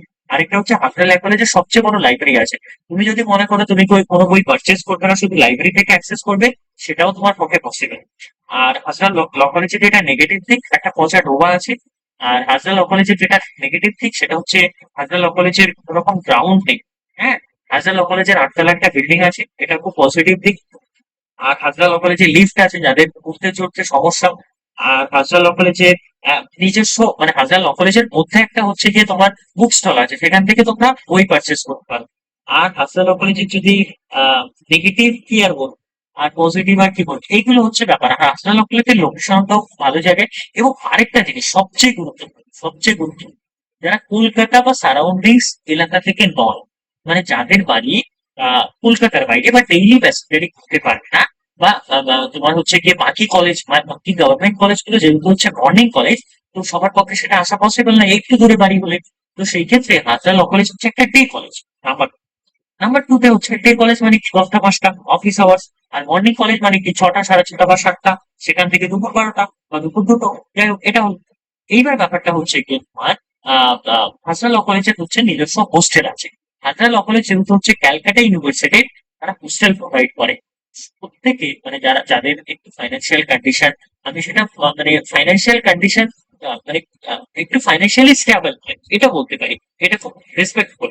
তো যাদের ফাইন্যান্সিয়াল কন্ডিশন স্টেবল নয়, তারা হোস্টেল ফ্যাসিলিটিটা অ্যাক্সেস করতে পারে। হ্যাঁ, এবং সেই হোস্টেলে খুবই মিনিমাল ফি, মানে তোমার হয়তো পার অ্যানাম থাকার জন্য ওই 500 টাকা মতো নেবে, 500 1500 টাকা। আর পার মান্থলি যে হোস্টেলে যেরকম খাবে, তো কোনো হোস্টেলে সেটা 1500 টাকা, কোনো হোস্টেলে সেটা পার মান্থ 2000 টাকা। কোন হোস্টেলে যদি তোমরা বোর্ডার সেনা থাকবে হোস্টেলে, তারা 1000 টাকায় অ্যাক্সেস করতে পারো, সেটা খুবই ভালো। তো সেটা বোর্ডার ফেরত, যাই হোক। এইবার ব্যাপারটা হলো ঢাকা কলেজের নিজস্ব মানে ইউনিভার্সিটি ক্যাম্পাস, তাদের মেয়েদেরও হোস্টেল আছে, ছেলেদেরও হোস্টেল আছে। তো এইটা একটা ব্যাপার। বাকি তাহলে বাকি শুধু তোমার চব্বিশ সাউথ ক্যালকাটা তাদের হোস্টেল ফ্যাসিলিটি নেই। তাদের তোমার আশেপাশে মেস পাবে, আশেপাশে তুমি পিজি পাবে, আশেপাশে তুমি ফ্ল্যাট পাবে, অ্যাপার্টমেন্ট পাবে, বা নিজে রেন্টে করে থাকতে পারো, এটা একটা ব্যাপার। এইবার তারপরে আমি একটা অল্টারনেটিভ বলছি, যারা এসসি অথবা এসটি ক্যান্ডিডেট, আচ্ছা এগুলো কি ডিসকাশন করার দরকার আছে? তোমাদের যেটা কনভিনিয়েন্স মনে হয়। ওকে, ঠিক আছে, বেশ। ওকে, বেশ। এবার যারা এসসি অথবা এসটি ক্যান্ডিডেট আছে, তাদের জন্য গভর্নমেন্ট অফ ওয়েস্ট বেঙ্গলের হোস্টেল আছে। এবার সেটা কোন কোন কলেজের জন্য, সেটা যে কোনো কলেজ, প্রাইভেট হোক বা গভর্নমেন্ট, কিন্তু সেটা উইদিন কলকাতার মধ্যে হতে হবে। এবার ধরো সুরেশ্বর দত্ত এসডিএস, এটা উইদিন কলকাতা নয়, এটা বিয়ন্ড কলকাতা, এটা হাওড়াতে আছে। মানে এটার জন্য এলিজিবল নয়। যারা কলকাতার মধ্যে বা কলকাতা ডিস্ট্রিক্টের মধ্যে যে সমস্ত কলেজগুলো আছে, সেগুলোর মধ্যে পড়ছে, হোস্টেল পাচ্ছে না এসসি এসটি ক্যান্ডিডেট, এবং এলিজিবিলিটি ক্রাইটেরিয়া গুলো ফুলফিল করছে, তারা এসসি এসটি গভর্নমেন্ট হোস্টেল গুলো পেতে পারে। এটা একটা ব্যাপার। এবার হচ্ছে কি, তাহলে যারা মাইনরিটি তারা কি করবে?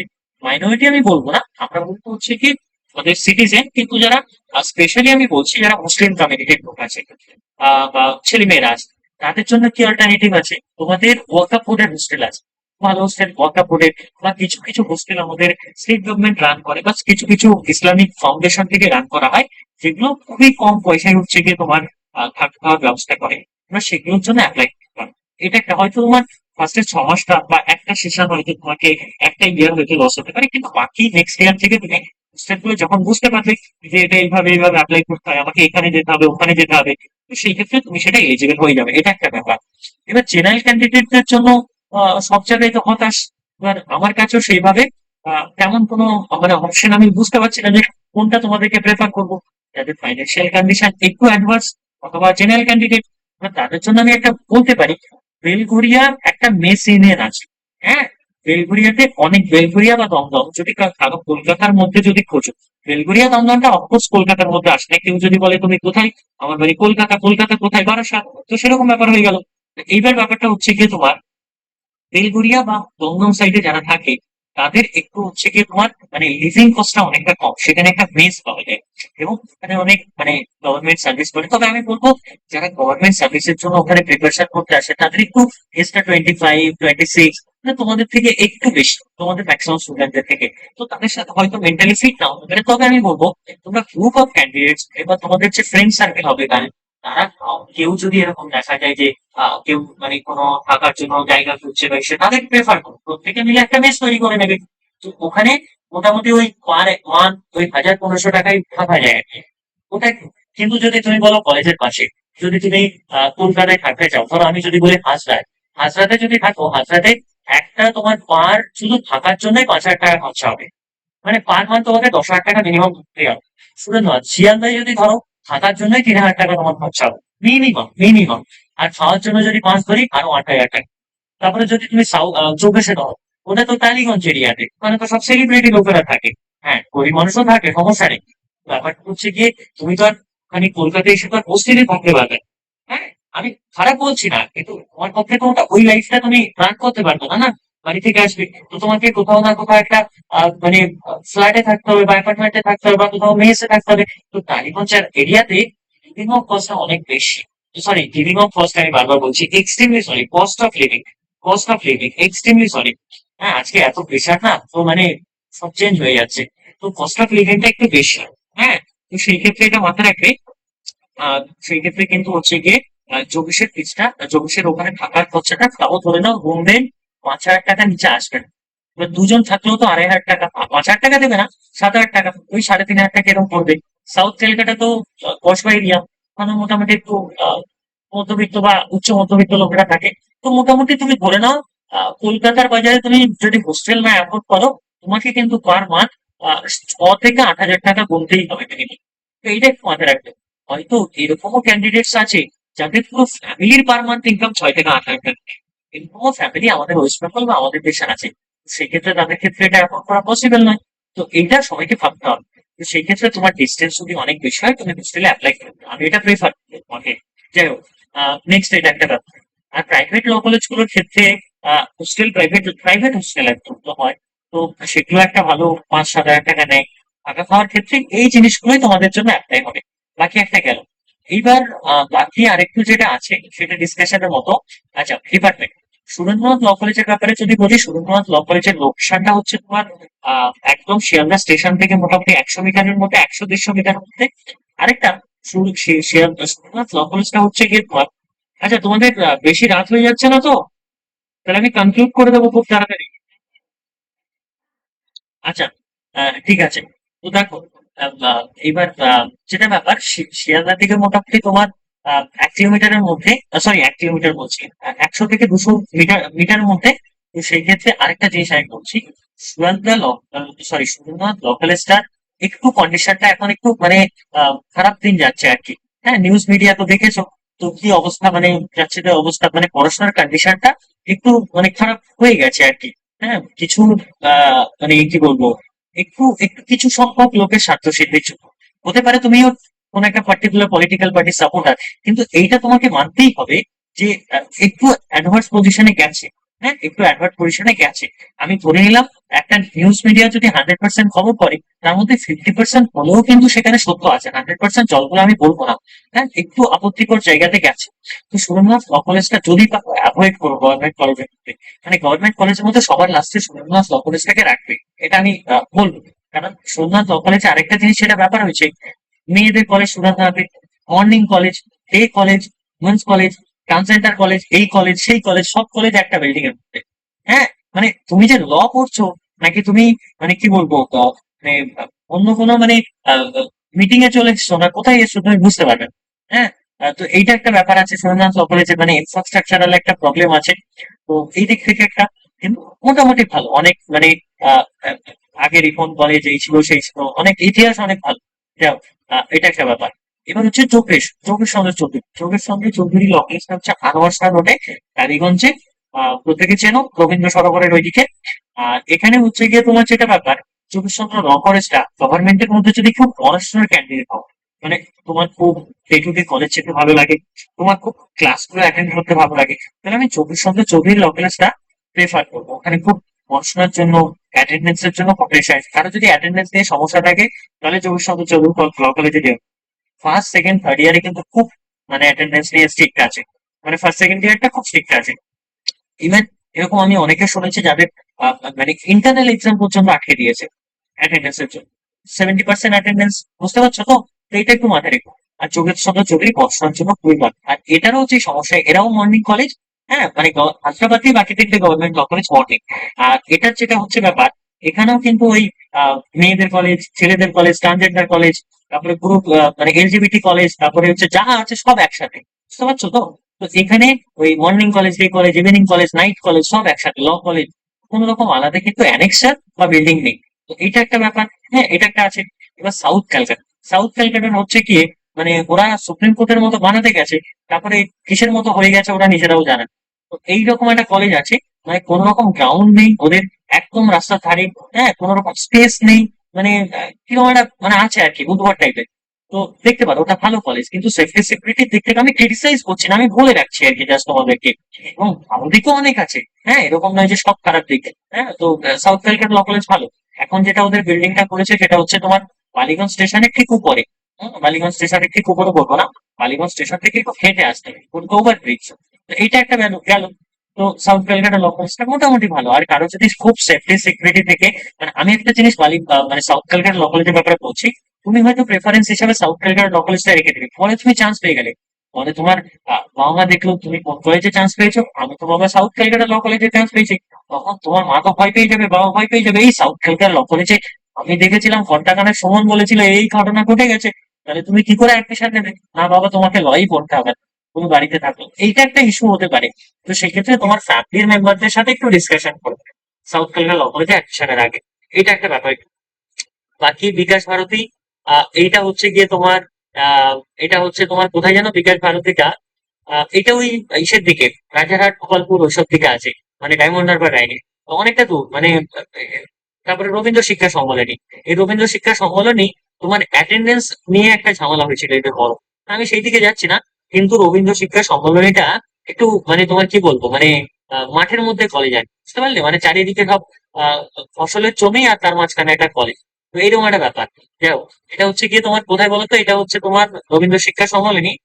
এটা কি বলে, আরে সাউথের লাইনে এটা কি, বারুইপুরের পরে এগুলো কি আসে, মানে সূর্যপুরের আগে পরে এগুলোকে কি বলে আমাকে একটু বলো না, যাদের বাড়ি ওইদিকে। আরে জায়গাগুলোর নাম বলে ভুলে যাচ্ছে। যাই হোক, দেখে নিও এটা একটু।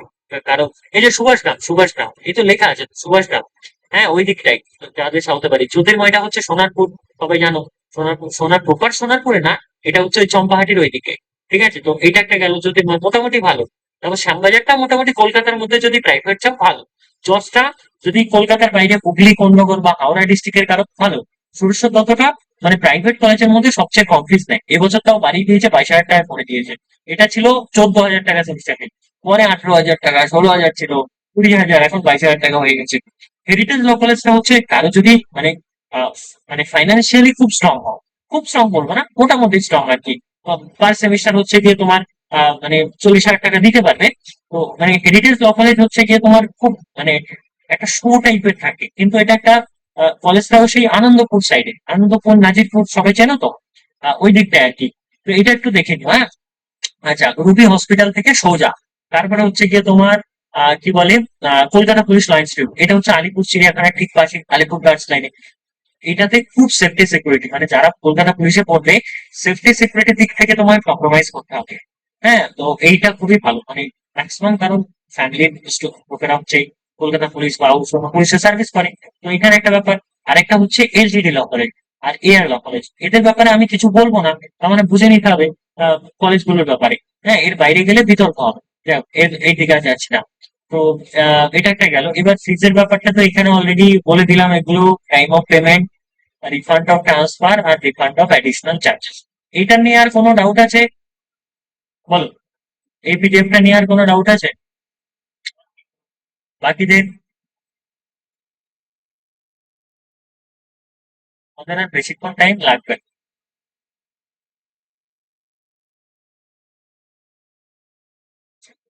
চলো, নেক্সট আমরা দেখি। নেক্সট আমাদের যেটা রাখা হচ্ছে সেটা হচ্ছে সিট ম্যাট্রিক্স। সিট ম্যাট্রিক্সটা দেখে নাও এখানে একটু। এটা আমি আর ডিসকাশন করবো না। অনার্সের টোটাল সিট সাধারণত হচ্ছে 66, ও কোন ক্যাটাগরি কত আছে দেখে নাও। জেনারেল ক্যান্ডিডেটের টোটাল সিট আছে হচ্ছে 132। হ্যাঁ, মানে টোটাল সিট মানে জেনারেল কোর্সের জন্য, বিএএলএল এর জন্য। আচ্ছা, সুরেন্দ্রনাথের 66, এরকম ভাবে একটু সিট ক্যাপাসিটিটা দেখে নিও। এটা আমি আর এদিকে আর যাচ্ছি না, এবং application will be recess subject to apply. আচ্ছা, আর কিছু গুরুত্বপূর্ণ আছে নাকি আমি একবার দেখে নিই।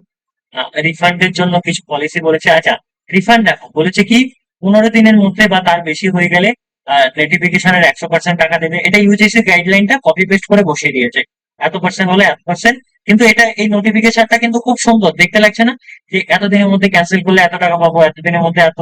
হ্যাঁ, আমি খুব ভেবেচিন্তে চলছি, আদতে তোমাকে কোনো টাকাই দেবে না। হ্যাঁ, এটা একটা ব্যাপার। আরেকটা হচ্ছে হেল্প ডেস্ক। মানে হেল্প ডেস্ক হচ্ছে কি একদম অফিসিয়াল, এটা ওদের নাম্বার, 4টে 5টা নাম্বার দিয়ে দিয়েছে। আর সিভিল ল অ্যাডমিশনের এটা, যদি কোনো রকম প্রবলেম হয়, কি নিয়ে বলেছে, for any problem regarding payment issue must contact the bill desk. হ্যাঁ, এটা একটু, বিল ডেস্ক হচ্ছে এটা পেমেন্ট নিয়ে ইস্যু হলে উইথ এ কপি এই লিঙ্কে যেতে হবে। আর ডোন্ট বি ওরিড, কোনো রকম চিন্তার কারণ নেই। Keep in touch with the office of secretary, faculty of law এর সেক্রেটারির সাথে যোগাযোগ রাখো। সেক্রেটারি তো ফোন নেবে না, নেবে হচ্ছে security guard. Administration is always with you. আর সিকিউরিটি গার্ড বলবে আমার কাছে অর্ধেক কোশ্চেনের আনসার নেই। দেখবে একটা জিনিস আমি বলে দিচ্ছি, হেল্পডেস্কে ফোন করবে, এটা তো আমরা জানি না, আমাদের জেনে বলতে হবে। আর তুমি 90% টাইম পাবে তাদেরকে বিজি। আর সেন্ড ইউর প্রবলেম ইমেল আইডিতে, কোনো রকম রেসপন্স আসবে না। All communication should be address. এই যে সেক্রেটারি এসব গল্প আছে, এই অবধি হচ্ছে গিয়ে আমাদের। আর তো তেমন নোটিফিকেশন আমি দিচ্ছি না। আর এখান থেকে ক্লিক হ্যাঁ টু অ্যাপ্লাই হবে, ঠিক আছে? তারপরে এখানে আসবে, এগুলো এগুলো দেখে নেবে এগুলো। হ্যাঁ, এগুলো ওই অনলাইনে আমি নাম্বার দিয়ে দেবো, ওখান থেকে হবে। এইবার তোমরা বলো কার কি ডাউট আছে, একটা একটা করে বলো, আমি একটা একটা করে আনসার দেবো। Maximum doubt I hope clear হয়ে গেছে। এবার যদি কারো ডাউট থাকে আমাকে বল। একজন একজন, একজন একজন। নাম বলবে, নাম বলবে, যা যে ডাউট, যে তিয়াশা, হ্যাঁ, বল।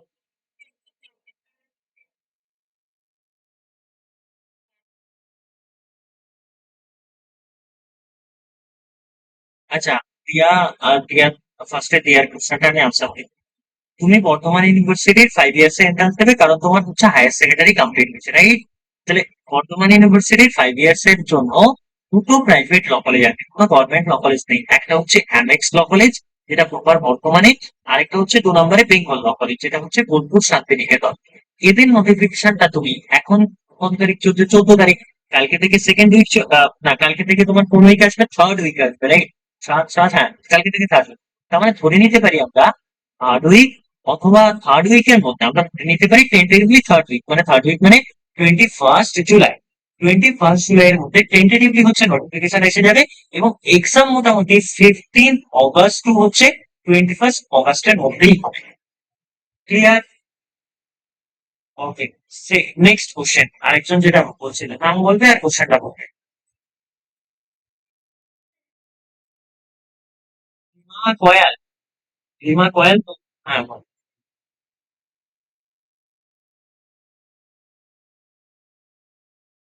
আচ্ছা, প্রিফারেন্স লিস্টটা আমি একটা কাজ করি, আমি অলরেডি একবার বলেছি, তো আমি আর এটা সেকেন্ড টাইম বলছি না। আমি একটা লিস্ট, ওই লিস্টটাকে আমি নিজে বানাবো। হ্যাঁ, আমি আবার বানিয়ে তুমি আমাকে একটু গ্রুপ, মানে গ্রুপে হোক বা আমাকে পার্সোনালি একবার টেক্সট করে রাখবে। আমি জাস্ট ফরওয়ার্ড করবো, কারণ ওটা আমি অলরেডি ডিসকাশন করছি। এটা আর রিপিট করছি না, হ্যাঁ? বুঝতে পারলে? ওটা আমি আমি বলে দেবো। আর অনলাইনে যে, মানে তুমি যেখানেই ফর্ম ফিল আপ করো, যদি ওই তো আমি ওটা লিস্ট দিয়ে দেবো, সেই সেই লিস্টটা তুমি যার কাছ থেকে ফর্ম ফিল আপ করবে তাকে দিয়ে দিলে সে সেটা মতো সাজিয়ে দেবে। যাই হোক, এবার হচ্ছে নেক্সট কোশ্চেন। নাম বলবে, নাম বলবে, নাম। বর্ধমান ইউনিভার্সিটি 5 ইয়ার্স না 3 ইয়ার্স? মানে কি জানতে চাও, স্পেসিফিক জানতে হবে? না পুরো পুরো এন্ট্রান্সের ব্যাপার? না না, আচ্ছা, দুটো কলেজের ব্যাপার। বর্ধমান ইউনিভার্সিটির একটা হচ্ছে 5 ইয়ার্স এর জন্য অ্যামেক্স ল কলেজ, যেটা বর্ধমানে অবস্থিত। ওর টোটাল সিট মোস্ট প্রবাবলি হচ্ছে গিয়ে তোমার কত, 60, মোস্ট প্রবাবলি 60। হ্যাঁ, তো আর হচ্ছে গিয়ে এটা একটা প্রাইভেট কলেজ, এটা সেলফ ফাইন্যান্স কলেজ। এর ফি স্ট্রাকচার মোটামুটি 25,000 অ্যারাউন্ড পার সেমিস্টার। আর আর কি বলবো, অ্যাটেন্ডেন্সটা খুব স্ট্রিক্ট। এখানে 5 ইয়ার্স পিএলএলবি হয়। এর বাইরে তো আর কিছু বলা যায় না। বেঙ্গল ল কলেজটা যদি বলা হয়, বেঙ্গল ল কলেজটা বোলপুর শান্তিনিকেতনে অবস্থিত। এর টোটাল সিট হচ্ছে 80। এখানে 5 ইয়ার্স পিএলএলবি হয়। অ্যাটেন্ডেন্সটা ফ্লেক্সিবল। আর হচ্ছে গিয়ে এদের ফার্স্ট সেমিস্টার ফিজ অ্যারাউন্ড ওই 20 থেকে 25, 25,000 পার সেমিস্টার। বুঝতে পারলি? আচ্ছা, নেক্সট কোশ্চেন।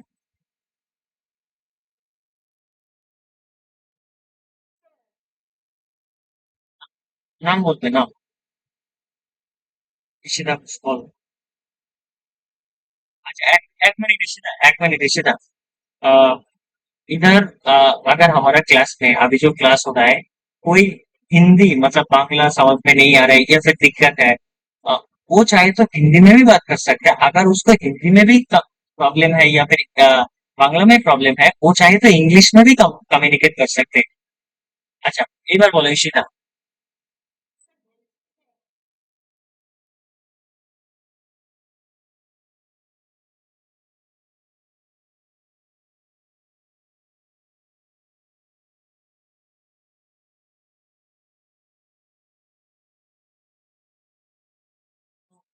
কোনো সার্টিফিকেট করতে হবে না, ওটাতেই হবে, কিন্তু ব্যাপারটা হচ্ছে গিয়ে প্রি ভ্যালিডেশনটা করাতে হবে নাম্বার ওয়ান, যদি করানো হয়ে থাকে সমস্যা নেই। আর প্রি ভ্যালিডেশন করাতে হবে, আরেকটা হচ্ছে প্রত্যেকটা মিউনিসিপ্যালিটির প্রত্যেকটা ব্লকে মানে ওটা ভেরিফাই করা হচ্ছে, হ্যাঁ, কনসার্ন অথরিটি থেকে সেটা করিয়ে নিয়ে আসতে হবে।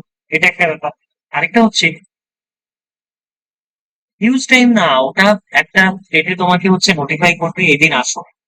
তোমার যদি মিউনিসিপ্যালিটি এরিয়া হয় মিউনিসিপ্যালিটি থাকবে, কর্পোরেশন এরিয়া হলে কর্পোরেশন, অথবা বিডিও অফিস যদি পঞ্চায়েত এলাকা বাড়ি হয়, তো সেক্ষেত্রে তো সেখান থেকে ডাকবে তোমরা। তোমাদের লোকাল যারা হচ্ছে গিয়ে সাইবার ক্যাফের লোক বাগেরা আছে, তারা এগুলো জানে বিষয়গুলো, বা নেতা টেতারা যারা আছে। এক মিনিট আমি এই কোশ্চেনটার আমাকে একটু রেসপন্সটা করতে। নেক্সট হচ্ছে গিয়ে তোমার ওগুলো যে ওটা থেকে তুমি ভেরিফাইটা করে নিয়ে আসবে বিডি অফিস থেকে, এটা একটা ব্যাপার। আরেকটা জিনিস, সেটা গভর্নমেন্ট অফ ওয়েস্ট বেঙ্গল মানে নতুন সরকার আসার পরে 50+ একটা হচ্ছে দেখবে, সরি ওবিসি ক্যান্ডিডেটদের একটা হচ্ছে সার্নেমের লিস্ট দিয়েছে। তার মধ্যে যদি তোমারটা থাকে তাহলে তুমি পাবে, মানে তোমার ওবিসি কার্ড ভ্যালিড থাকবে, সেটা ভেরিফাই করে নিলে হয়ে গেল। আর যদি তার মধ্যে তোমার সার্নেম না থাকে, তাহলে সেক্ষেত্রে তোমার সেটা ওবিসি কার্ডটা তুমি ট্রিটেড এসে ক্যান্সেল। ক্লিয়ার? ওকে, নেক্সট।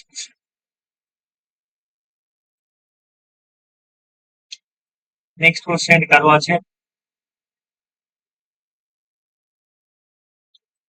আচ্ছা, আর কারো ডাউট নেই? ডাউট থাকলে বলো। আচ্ছা,